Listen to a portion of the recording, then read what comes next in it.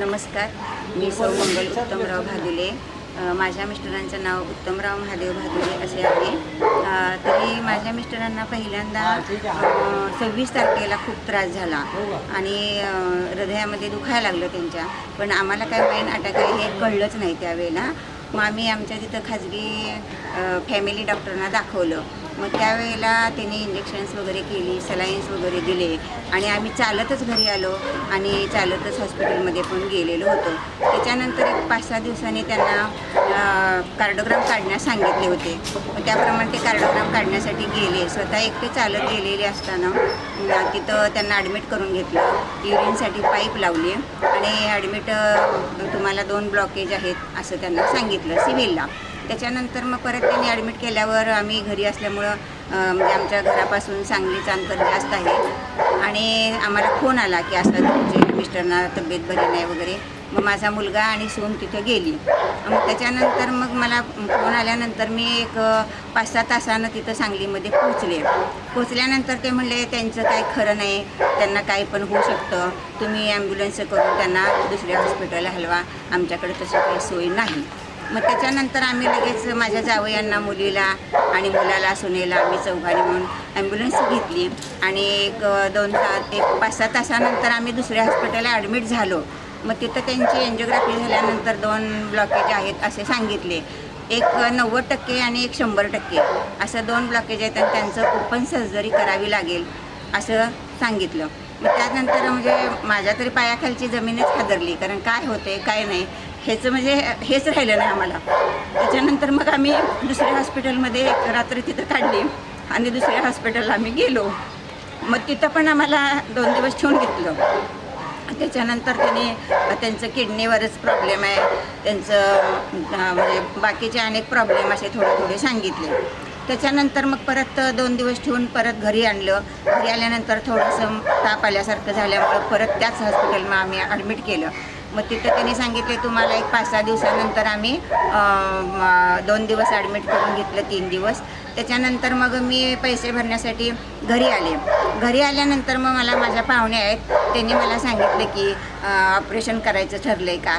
तर मी हो म्हटलं, जयावहिनी ऑपरेशन करायचं ठरलं आहे तर आपण काय करायचं, म्हणजे आमच्याकडं पोक्त कोण असं नाही आहे. त्यामुळे मी त्यांना विचारलं. मग त्यांनी सांगितलं की आता त्यांचं वय तरी भाऊजींचं जास्त झाले आणि तू काही ऑपरेशन वगैरे करू नको आणि म्हणजे ओपन सर्जरी केली तर धोक्याच असते. म्हणजे हा सल्ला दिल्यानंतर मग आम्ही जरा निर्णय घेतला आणि त्यावेळेलाच ते इथं सगळे येऊन गेलेले होते माधवबागमध्ये आणि त्यांनी 3 महिने झाले होते त्यांना. मग त्यांचं मला नाव सांगितलं आणि म्हणले ते चांगले झाले तर आपण माधवबागलाच त्यांना घेऊन जावं असं मला वाटतं. म्हणून आमच्या त्या वहिनी आहेत, जया वहिनी म्हणून सगळ्यांच्या, सगळे वकील आम्ही सगळे त्यांच्या आई आहेत त्या. तर त्यांनी आम्हाला हा सल्ला दिल्यानंतर मग आम्ही तो पूर्ण निर्णय मी स्वतः घेतला आणि मी माझ्या मिस्टरांना मग पैसे घेऊन गेले आणि त्या हॉस्पिटलमधनं डिस्चार्ज घेतला आणि त्यांनी आम्हाला सांगितलं की आम्ही फोन करतो त्यावेळेला तुम्ही ओपन सर्जरी करण्यासाठी या म्हणून. मग आम्ही हो म्हणून मी सांगितलं आणि त्याच्यानंतर मग मी विट्याला आले, मिस्टरांना घेऊन आले, मुलाला वगैरे सांगितलं की मी आता इकडं घेऊन जाते आणि बघूया काय होतं ते मी तुम्हाला कळवते. म्हणजे मी बाकीचं कुणाचा न विचार करता एक सगळ्यांचं आणि त्यांचं ऐकलं आणि सगळ्यांच्यामुळं आम्हाला कळलं की असं इथं चांगला ट्रीटमेंट मिळतो आहे, चांगलं होतं आहे पेशंट आणि मी तरी चांगला झालो आणि मी आणि ते फिरायला पण जात होतो त्यामुळे माझी त्यांची भेट व्हायची. मग तिथं त्यांचा मुलगा पण आला, त्यांनी सगळेच म्हणजे योगायोग हा आमचं नशीब चांगलं म्हणून हा योगायोग आम्हाला इथं येण्याचा मिळाला. आणि इथं मग आम्ही लगेच मला वाटते 6 तारखेला मी विट्याला आले आणि 6 तारखेला जुळणी करून मी 7 तारखेला पेशंटला स्पेशल गाडी करून घेऊन इथं माधवबागमध्ये आले. माधवबागमध्ये आल्यानंतर आम्हाला एंट्री वगैरे मिळाली, सगळं ट्रीटमेंट वगैरे व्यवस्थित मिळाली. पण त्यावेळेला कसं 7 दिवसाच्या राहण्याच्या उद्देशाने आम्ही आलो होतो. 7 दिवसाचं पॅकेज आहे असं आम्हाला कळलेलं होतं, पण ते 4 दिवसाचं मिळालं. कारण माझ्या मिस्टरांची त्यावेळेला तब्येत बरोबर नव्हती किंवा त्यांना चालता वगैरे येत नव्हतं, चालायचं पण नव्हतं, म्हणजे असे अनेक प्रॉब्लेम म्हणजे होते. आणि इथं पण सांगितलं त्यांना आपण चालायचं नाही, पण आपण पुढच्या वेळेला आल्यानंतर आपण त्यांना पळवणारच आहोत आणि त्यांनी जो कॉन्फिडन्स मला दिला होता त्याप्रमाणेच सगळं घडत गेलं. आणि पहिल्यांदा आल्यानंतर पण त्यांच्यामध्ये खूपच फरक पडला आणि इथं सर्व लोकांनी खूप सहकार्य केलेलं होतं आणि अजूनही खूप लोक सहकार्य सगळ्यांनाच करत आहेत. त्यामुळे इथं कुठलाच प्रॉब्लेम येत नाही. आणि एक मनात जी भीती दडपण असते ते लेक्चर सरांचे लेक्चर्स असतात, त्या लेक्चरमधून पण आपल्याला समजतो की आपण किती बावळट आहोत, आपण किती बावळट आहोत. आणि आपल्याला म्हणजे खरं म्हणजे आपल्याला काहीच कळत नव्हतं. म्हणजे आपण सुशिक्षित असून सुद्धा अडाणी आहोत असं आपल्याला वाटत होतं त्यावेळेला. पण आता म्हणजे आपल्याला वाटतं की खरंच म्हणजे इथं आल्यानंतर आपल्याला कितीतरी ज्ञान मिळते आणि आपल्याला मार्गदर्शन मिळते आणि आपला पेशंट हा 100% इथं चांगलाच होतो आहे. आणि खरं तसं जर विचार केला तर आमचा पेशंट आहे उत्तमराव महादेव भादुले, हे खूपच चांगली त्यांची प्रगती खूप म्हणजे खूप 99% प्रगती झाली असं मला आत्ता वाटतं. कारण आज त्यांनी चालण्याच्या पण एक 14-15 फेऱ्या मारल्या, राऊंड काढले आणि रवी सरांनी पण भरपूर मार्गदर्शन केलं, योगा केला आणि सर्व म्हणजे इथं स्टॉप पुन्हा खूप 1 नंबरमध्ये स्टॉप आहे. कुठलंही हलगर्जीपणा वगैरे होत नाही. डॉक्टरांची ट्रीटमेंट चांगली असते, सर्व काही चांगलं असते. फक्त एक जे डॉक्टर सांगतात की पेशंटने म्हणजे त्यांनी किटमधलं खाल्लं पाहिजे, कुठलंही अतिरिक्त खाणं न खाता व्यवस्थित जर आपली तब्येत केली तर तो पेशंट अगदी चांगलाच राहू शकतो. म्हणजे हे एक त्यांचं सांगणं पण चांगलं वाटतं. आणि पेशंटने पण तसं केलं पाहिजे, पेशंटने पण डॉक्टरांचं ऐकलं पाहिजे.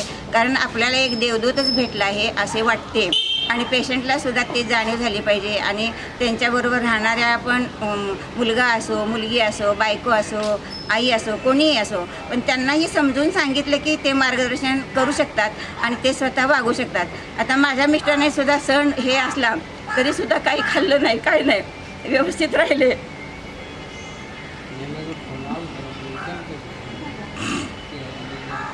आणि चांगल्या पद्धतीनं त्यांनी फॉलो केलं.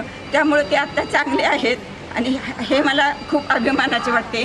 तरी मी माधवबागमधील सर्व डॉक्टरांना व सर्व स्टाफला म्हणजे डॉक्टरांचे व स्टाफचे पूर्णपणे आभारी आहे आणि आभार मानत आहे.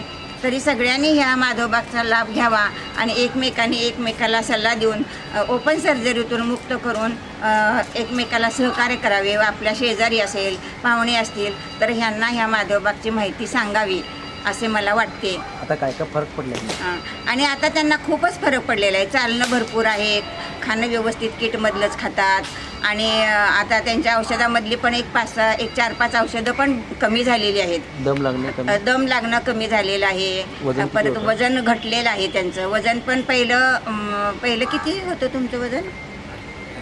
65 किलो होतं. नंतर आम्ही आलो त्यावेळेला 61 होतं आणि आता म्हणजे आहे 61 वजन आहे, 61-800 काहीतरी आहे त्यांचं. मग आता थोडं वाढलं नकळत इथं आल्यावर. पण म्हणजे आम्ही घरात असताना सुद्धा BP वगैरे वजन वगैरे त्यांना सांगितलं होतं. ह्यांना काही शुगर वगैरे नाही आहे, त्यामुळं BP आणि ते मॅडमने विचारलं त्याप्रमाणे आम्ही सांगितलेलं होतं आणि त्यांनी आम्ही सांगितल्यावर त्याचा पण उपयोग चांगला झाला आम्हाला. आणि इथं आल्यानंतर आम्ही सर्व व्यवस्थित असल्यामुळं आम्ही माधवबागचे आभारी आहोत. माधवबागमधील सर्व डॉक्टरांना व सगळ्यांना धन्यवाद देऊन मी माझे 2 शब्द संपवते. जय हिंद.